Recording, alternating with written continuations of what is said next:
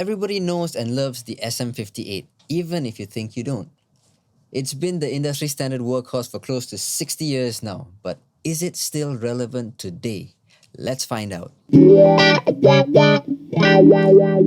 Since its introduction in 1966, the Shure SM58 has cemented its place in audio folklore. It's one of the most recognizable mics in the world, and it's been widely used live on stage, in the studio, and everywhere in between, especially on vocals. And besides its excellent sound quality and feedback rejection, it's also one of the most hardy and durable mics out there. It's the Nokia 3310 of mics. If you need a hammer, don't have one, use an SM58. No, don't do that. Stop it. Get some help. Along with its older sibling, the SM57, these two mics have been tasked with almost every miking application and have always performed admirably.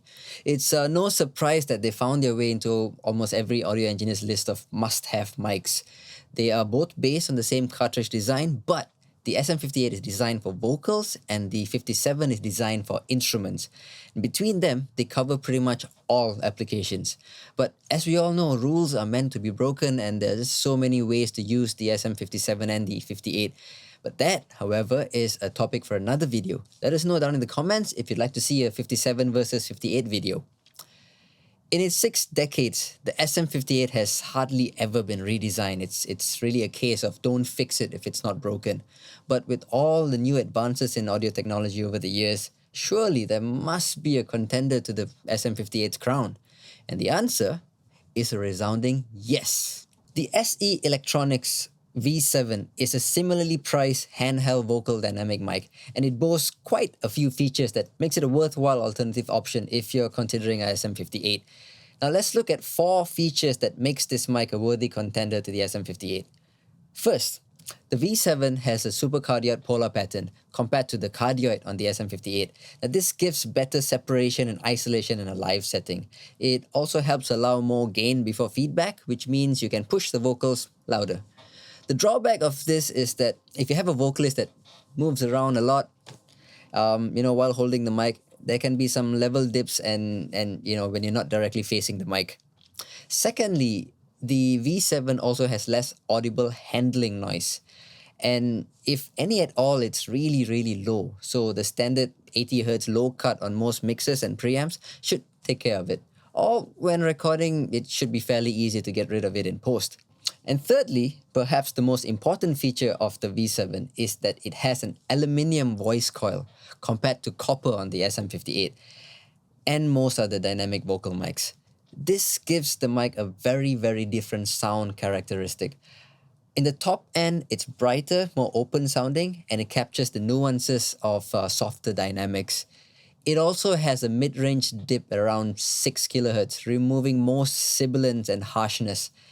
I've also found that there is less low-mid mud with the V7 compared to the SM58. Lastly, the low-end response goes deeper and is more pronounced.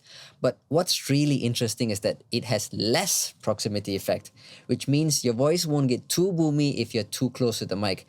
Some people like to use this proximity effect as a way to add low end to their voice, but with this mic, you're probably not going to need it. So overall, tone-wise, both highs and lows are more extended, less mid-range sibilance and presence. It sounds pre-EQ'd in a way that you would eventually EQ anyway, so it makes this mic very smooth and pleasing to the ears. Okay, enough with what I think about the V7. Let's put it to the test. We're going to do a side-by-side comparison on vocals and, just for fun, a guitar cab and snare drums. For vocals, I'm going to get the help of my friend Priscilla Xavier. So let's get to it. When I was younger, I saw my daddy cried and cursed at the wind. He broke his own heart as I watched as he tried to reassemble it. And my mama swore that she would never let herself forget. And that was the day that I promised I'd never sing of love if it does not exist. But darling, you are the only exception. You are the only exception. You are the only exception. You are the only exception.